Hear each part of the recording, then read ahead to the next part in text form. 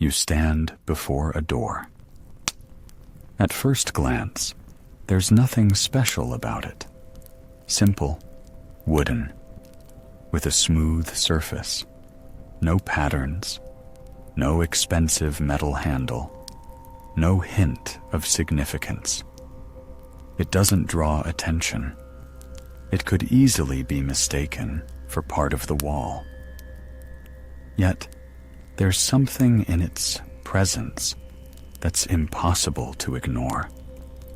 A cold emanates from it, not the kind that chills your skin, but another internal cold, one that penetrates deep to where doubts, fatigue, and quiet anxieties hide. This door has always been here, in a corner of your consciousness, on the border of dreams and silence.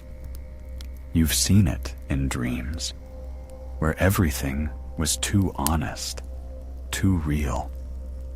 You felt its presence on days when the world around you stilled, and a strange hum rose within.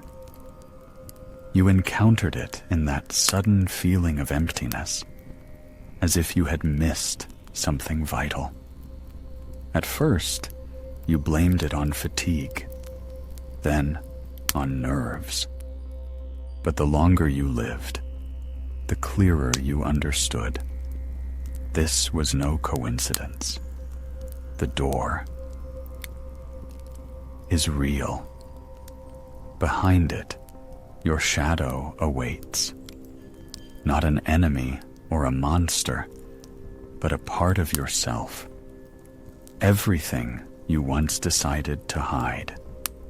The anger that couldn't be shown. The desires that found no place in others' expectations. The tears you concealed to appear strong. The words you never spoke, fearing to shatter the fragile world around you. All of this you placed behind the door. You called it self-control. You considered it maturity. But in reality, it was an escape. You believe the door can be ignored, that if you don't look its way, it will dissolve. But that's an illusion. The shadow still reminds you of itself. It manifests not in grand catastrophes, but in small things, in irritation that flares up out of nowhere, in anxiety that chokes you, even when everything outwardly seems fine, in fatigue that returns again and again, even after 10 hours of sleep. Every time you chose silence instead of truth, a piece of you remained behind the door. Every time you smiled, hiding pain to avoid complicating things, another piece went there. Small concession after small concession. And now, a whole part of your soul resides on the other side. You told yourself, it's necessary. It's kindness. It's maturity. But deep down, you knew it was a betrayal, not of others, of yourself. You're afraid to open the door, not because there's a monster behind it, but because there's truth, naked, sharp, uncomfortable. Your breakdowns, your shame, your anger are gathered there, everything you turned away from. You're not afraid that the shadow will judge you. It doesn't judge. It preserves. It waits for you to dare to return. But the longer you wait, the heavier it becomes. The shadow doesn't break down the door, doesn't scream. It is patient, but its presence grows. It infiltrates your habits, your mistakes, those situations where everything repeats again and again. You think it's a coincidence, but in reality, it's a reminder. Remember the moments you woke up feeling like you weren't living your own life, as if the role had already been written by someone else, and you were just reciting someone else's lines. Remember conversations where you wanted to object, but stayed silent instead. Remember decisions where you chose not yourself, but the expectations of others. These are not just memories. These are signals. The shadow knocks on the door, not with a fist, with a whisper. Its voice sounds in the pauses, when the mask slips and you are left alone with yourself. You can close your eyes, pretend nothing is happening, but the shadow will find its way. It will return in dreams, where you argue with a faceless person and wake up with a lump in your throat. It will manifest in a breakdown you'll call unexpected. It will remind you of itself in the chaos that seems unfair, but in reality only reflects what you yourself are hiding. You're used to thinking of yourself as whole, confident, kind, reasonable. But that's just a facade you've polished for years.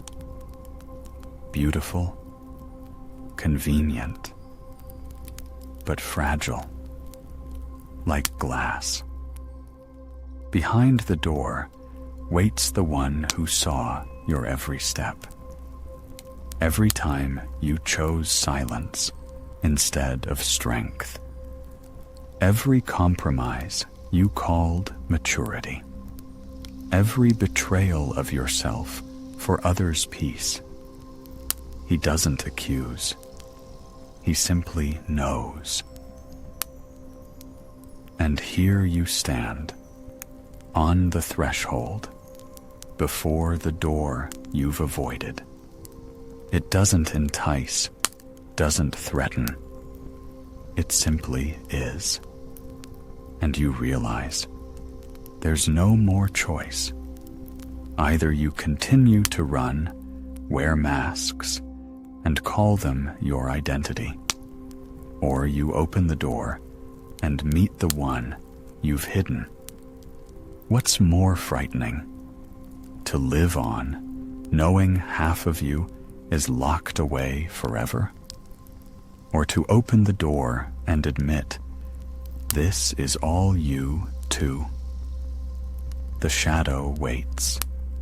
The cold around you sharpens. You can run, but you know the door will remain. It will always be there, every day, every dream, every breakdown. And the question grows louder. Not when, but how long can you keep avoiding the encounter? Your path begins here, not in others' words, not in the masks you hide behind, but here, before the door you've avoided for so long. It's not locked, just one step. You push the door. It yields without effort, as if it had been waiting for your touch. No creak, no thunder, no flashes, only silence, thick and viscous as fog. In this silence, you feel a gaze, not alien, not hostile, familiar to the core. It's him, the silent observer, your shadow, a room without walls, no ceiling, no floor, only space filled with air where memories seem to dissolve. They come alive before you, like an old film you never wanted to watch, but always knew you eventually would. Here you are as a child. A taunt echoes in the school corridor, and you swallow it. Your voice trembles, but you stay silent, to not stand out, to not become an outcast. Here you are, a bit older, at work. You're criticized unfairly, but you nod, because the job is important, and words seem dangerous.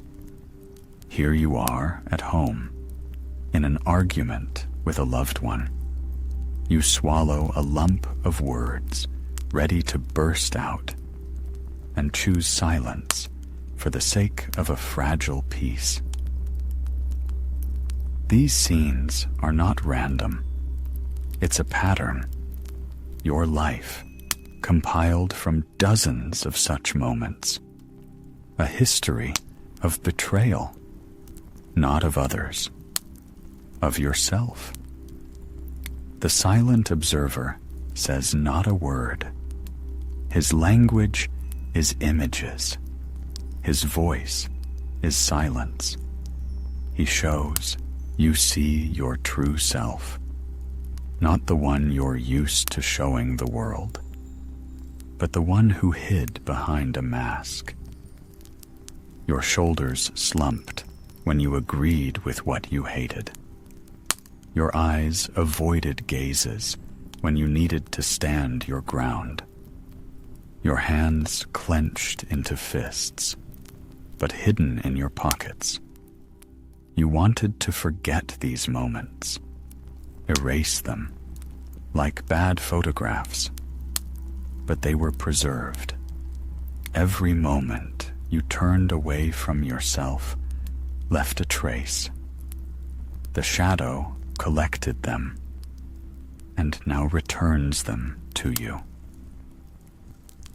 You feel something old, forgotten, constrict within you. Fear, shame, anger. You want to turn away, to say, that was a long time ago. I couldn't do otherwise. Everyone does that. But the silent observer's gaze cuts off your excuses. He doesn't pressure. He doesn't condemn. He just watches. And you understand. Behind every "I couldn't" was fear. The fear of being rejected. The fear of appearing weak. The fear of being alone. The silence cuts deeper than any words, because it doesn't allow you to hide. It shows. Not excuses, but facts. Not fantasies, but the choices you made again and again. You remember what it's like to want to scream and stay silent. What it's like to smile when everything inside is burning. What it's like to go to sleep with a lump in your throat because you swallowed the truth again. You thought time would erase these traces, that with years, the pain would fade. But no, everything remained.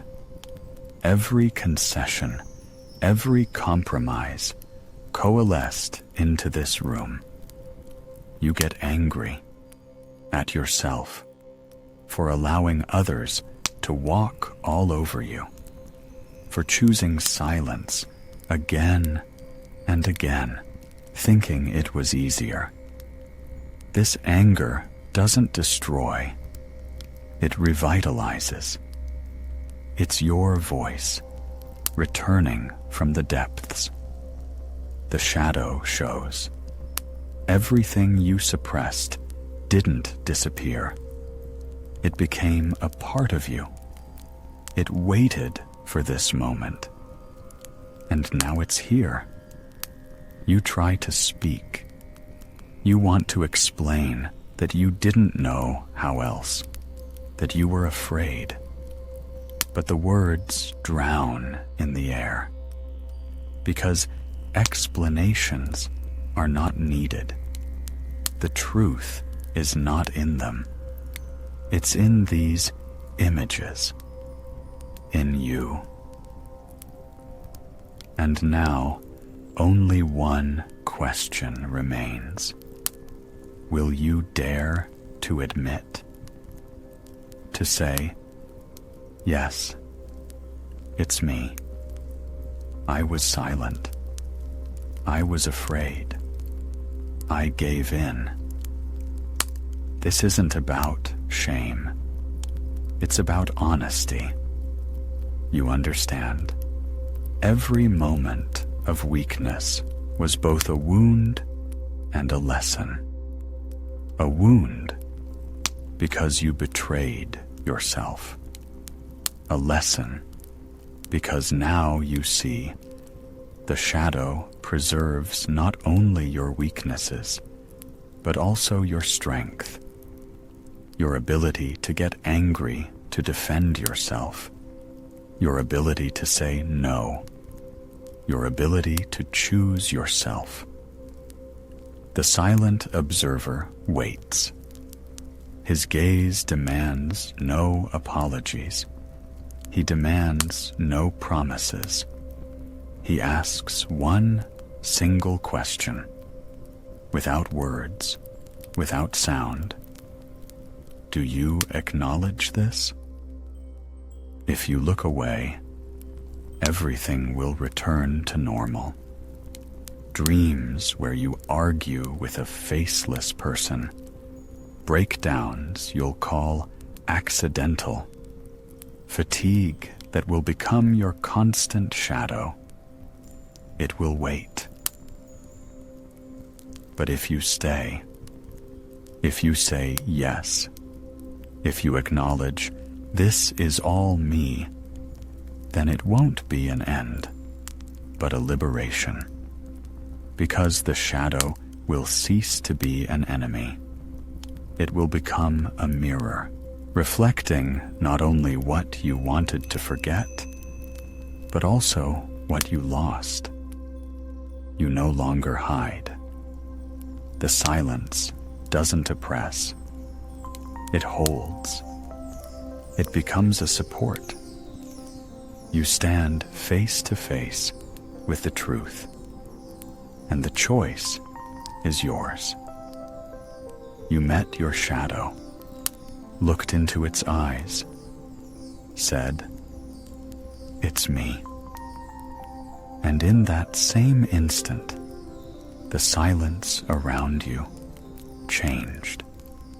It stopped cutting, stopped suffocating.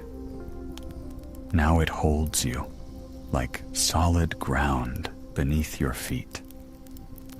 The silent observer no longer seems like an enemy. His gaze is still clear and direct, but there is no more cold in it. He reminds you, the path continues. Understanding is only the beginning. Meeting the truth about yourself is important, but not enough. You can acknowledge your weaknesses and hide behind a mask again. You can say, yes, I was silent. I was afraid. And tomorrow, swallow words again for others' peace.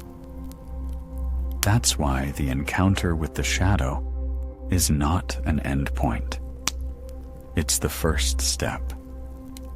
The real work begins next. Steps toward yourself. You remember how many times you promised yourself never to betray yourself again. After an argument, after a sleepless night, after a day when everything inside was burning, you swore, tomorrow I'll be more honest. Tomorrow I'll say what I think. But tomorrow came, and you were silent again. You smiled again. You gave in again. Because habit is stronger than promises. Because fear returned. Now you understand. Honesty is not a one-time act. It's not a flash of courage once a year. It's a daily choice, small but real. You recall those rare moments when you felt alive, when you said no, even if your voice trembled, when you ended a conversation where you were being devalued, when you took a step into the unknown, because to stay meant to betray yourself. These moments are bright, like sparks in the dark. They were rare, but it was in them that you felt, this is real. The shadow shows. You always had strength. You just hid it. You called concessions kindness, but in reality, it was avoidance. You called silence maturity, but it was fear. And strength is in honesty, in vulnerability, in the ability to speak the truth, even when your voice trembles. Every such choice is a step towards yourself, not loud, not heroic, sometimes almost imperceptible to others, but for you, decisive. Imagine you're in a conversation where you're being devalued. Before, you would have smiled, swallowed the offense, and left with a heavy heart. Now, you take a breath and say, I don't agree with that. Calmly, without shouting, but firmly. This isn't war. It's an acknowledgement of your worth. Imagine you're at work where you're required to play by others' rules, suppressing your own. Before, you would have adapted to not lose your place. Now, you pack your things and leave, because you know your place is where you can be yourself. It's not easy. Every step is frightening. Every time your heart beats faster. But along with this fear comes a new feeling, lightness, as if removing chains you've worn for years. You begin to understand. The shadow is not an enemy. It is a source of energy. It holds your rage, so you can defend yourself. It holds your pain, so you can see what is important to you. It holds your passion, so you can move forward. But this energy is like fire. It can warm, or it can burn, and your task is to learn to direct it. This requires discipline. Every day, every conversation, every decision, a new opportunity to choose. Betray yourself or stand up for yourself. To say what you think or to swallow it again. To go where you are authentic or to hide behind a mask. You begin to notice changes, not loud, not instantaneous. They come quietly, like a tree growing. You spoke the truth, and it felt lighter inside. You stood up for yourself, and fear receded, replaced by clarity. You fell, you stumbled, but now it's not the end. It's a lesson. The shadow no longer oppresses. It helps you get up. You learn to hear its voice. It no longer frightens. It reminds you, you can. You learn to feel its energy without submitting to it. You direct it into words, into actions, into life. You are no longer fighting yourself. You are beginning to reassemble yourself. Not perfect, but real. Strong, not by the absence of weaknesses, but by the courage to face them. The silent observer remains nearby. His gaze has changed. He is no longer a strict judge, no longer a keeper of silent accusations. He is an ally. He nods to you, as if saying, "Continue." You understand. Your path is just beginning. It's not a heroic feat, not a grand transformation that everyone will notice. It's steps, small, daily ones. But these are what build your new life. A life where your truth is not a rare spark, but a constant light. You feel the silence around you come alive. It no longer frightens. It pulsates in sync with your heart. And you know, you are moving towards yourself. Not an image, not a mask, not others' expectations. Towards your true self. And every step is a choice. Every step is life.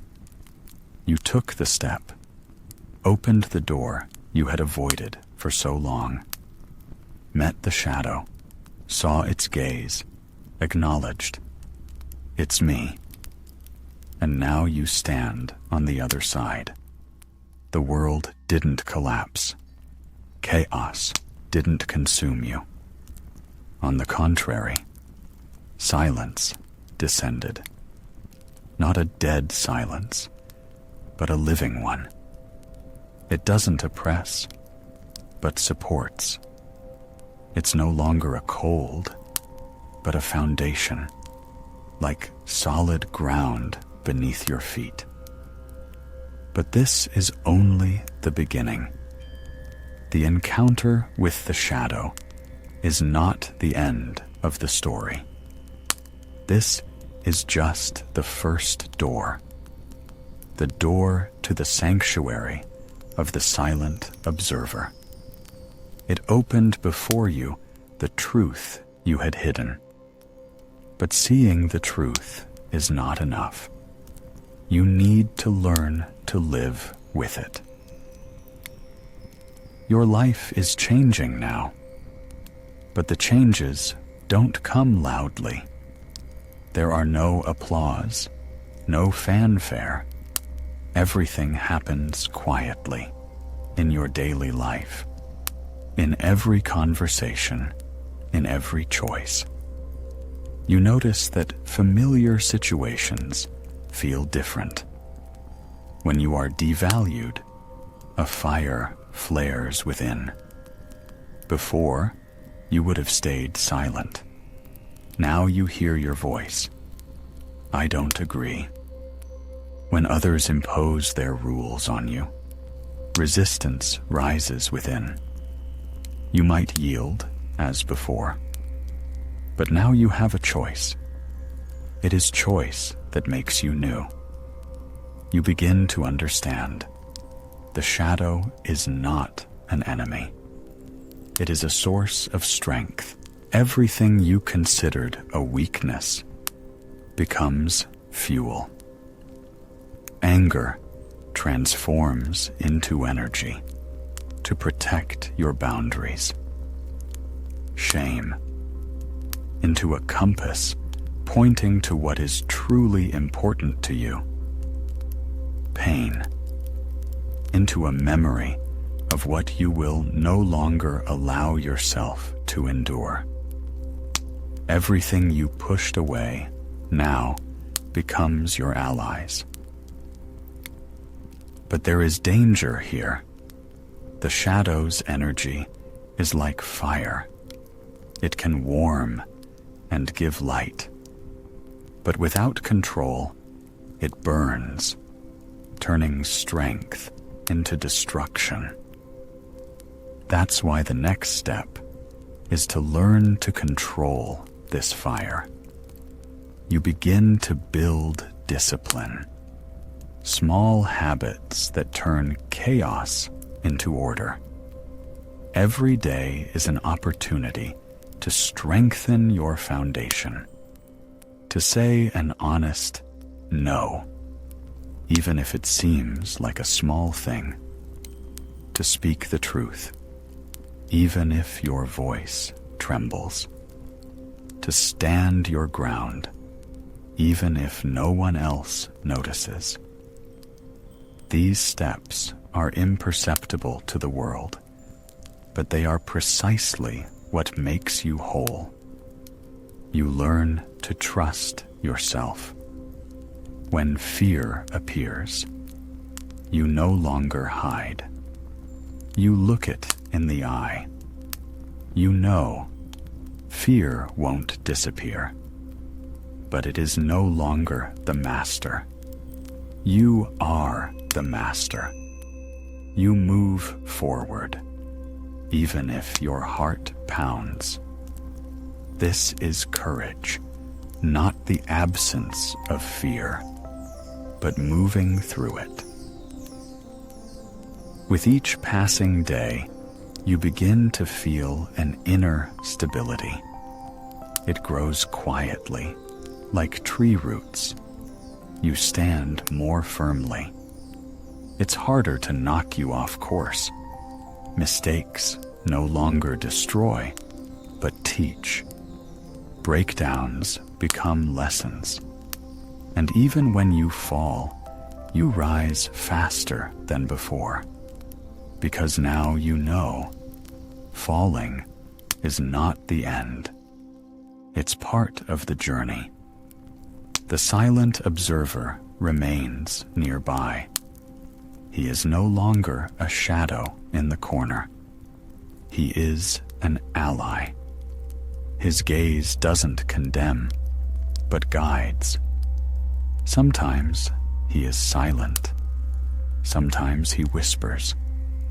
But he always reminds you, don't betray yourself. And you learn to listen to him. You begin to see changes in the world around you. People notice your strength. Some distance themselves because it's no longer convenient for them to control you. Others, conversely, draw closer, sensing your honesty. You stop clinging to others' opinions, because an anchor appears within yourself. But along with this anchor, a new question arises. What's next? Opening the door and meeting the shadow was a huge step. But it's only the first door, the first of 5. You already know, more awaits you. You have to not just acknowledge yourself, but to build a life on this truth. Not just to look within, but to forge a core that can withstand any pressure. You feel its presence. A new door. It's still far away, but already visible in the depths. Hard, cold as steel. It doesn't promise comfort. It doesn't hold memories. It demands order. This is the door of the guardian of sacred structure. The second door.